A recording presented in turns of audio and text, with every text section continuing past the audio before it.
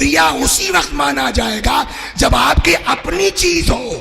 حلوائی کی دکان پر دادا کا فاتحہ نہیں ہو سکتا. یہ ہم نے مثال گڑھی جناب موسیٰ والی حدیث پڑھنے کے بعد. اللہ نے کہا موسیٰ جو شکریہ کا حق ہے وہ ادا کرو. موسیٰ نے کہا پالنے والے میں شکریہ ادا کرنے کے لیے تیار ہوں، لیکن پہلے تو یہ بتا دے اس دنیا میں ہمارا ہے کیا جو تیرا شکریہ ادا کیا ہے. آنکھیں تیری دی ہوئی، زبان تیری عطا کی ہوئی، ہاتھ پیر تیرے، مال تیرا، جائیداد تیری، اولاد تو نے دی، ہمارا ہے کیا جو ہم تیرا شکریہ ادا کریں. آواز قدرت آئی موسیٰ تو میں نے کب کہا ہے کہ مسجد میں بیٹھ کے شکر للہ کی تسبیح پڑھو. کہ پھر کا بندہ خالی یہی سوچ لے کہ ہمارے پاس جو کچھ ہے وہ ہمارا نہیں ہے، مالک وہ ہے.